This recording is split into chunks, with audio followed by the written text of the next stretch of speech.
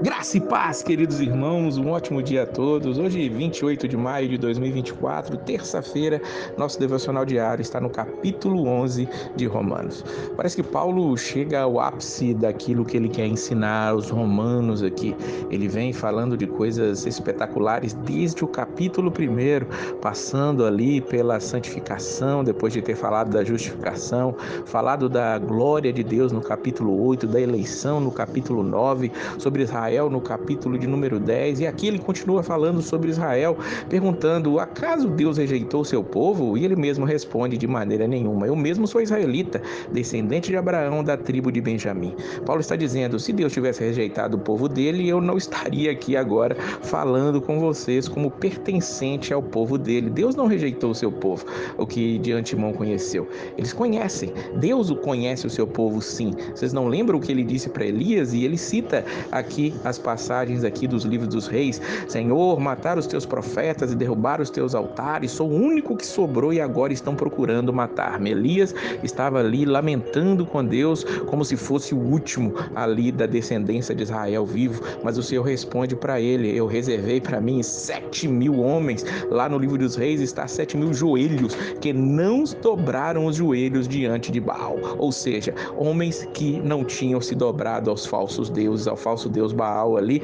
E Elias achou que estava sozinho, mas tinha milhares ali junto com ele. Há um remanescente escolhido pela graça, diz o versículo de número 5, e hoje também existe um remanescente. Aquele mesmo remanescente que tinha Israel, Deus sempre tem os seus. O que é um remanescente? Sempre há aqueles que ainda adoram a Deus, sempre há. Ao longo da história nós percebemos isso. Quando parecia que a igreja estava sucumbindo, que tudo estava acabando, Deus sempre levantava alguém, porque aquela pessoa estava ali. Os seus escolhidos estão em todos os tempos e em todos os lugares, e isso é simplesmente pela graça de Deus. E ele diz no versículo 6: se é pela graça, já não são mais pelas obras. Se fosse a graça, já não seria graça. Ou seja, se a salvação, se os remanescentes viessem por as obras, por aquilo de bom que fariam, nem existiam. É por pura graça, por pura graça. Mas por que então a nação de Israel, o povo de Israel, não permaneceu fiel? E Paulo diz aqui no versículo 11: acaso tropeçaram para que ficassem caídos? E Paulo mais uma vez disse: de maneira nenhuma, ao contrário,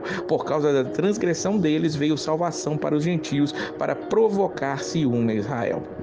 No plano eterno de Deus, a rejeição de Israel por ele, claro, isso eles rejeitam por conta própria, mas Deus aproveita aquela situação ali para enxertar. Ele usa um termo aqui da botânica para trazer a nós a questão de o porquê os gentios, ou seja, todos nós que não somos judeus, somos enxertados na videira verdadeira, no povo de Deus. Então a rejeição deles fez com que nós fôssemos enxertados no povo de Deus. E aí ele diz no versículo 15: pois se a rejeição deles é a reconciliação no mundo, o que será a sua aceitação se não vida dentre os mortos? Paulo, ele está dizendo: eles rejeitaram e ali os gentios entraram. Imagina quando eles voltarem, ou se eles voltarem a servir ao Senhor Jesus Cristo. Então ele vai dizer para nós, e isso aqui é para abrir os nossos olhos, pois se ele rejeitou os ramos naturais, imagina o que não será daqueles que foram enxertados. Ele diz no versículo 21 claramente isso: pois se Deus não poupou os ramos naturais, também não poupará você.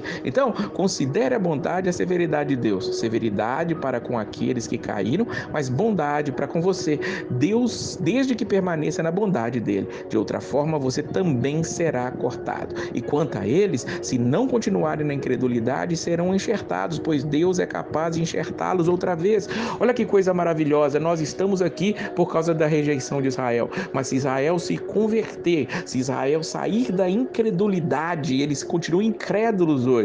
Eles não creem que Jesus Cristo foi o Messias e é o Messias, foi o Messias enviado. Eles ainda estão esperando o Messias futuro, mas o Messias já veio e Deus em algum momento vai abrir os olhos dele. Nós vamos ver aqui no versículo 25 que Israel experimentou endurecimento em parte, até que chegasse a plenitude dos gentios. E assim que chegar a plenitude, assim que todos os escolhidos, fora o povo de Israel, for salvo, como Jesus diz lá em Mateus 24, esse evangelho será pregoado em todos os lugares, a todos os povos e então virá o fim, que nós continuemos a pregar. Israel será mais uma vez trazido, haverá um avivamento, creio eu, ali na nação de Israel. Ele diz no versículo 30, assim como vocês que antes eram desobedientes a Deus, mas agora receberam misericórdia, graças à desobediência deles, assim também agora eles se tornarão desobediência, a fim de que também recebam agora misericórdia, graças à misericórdia de Deus para com vocês. Ou seja, quando a nação de Israel realmente percebeu o amor de Deus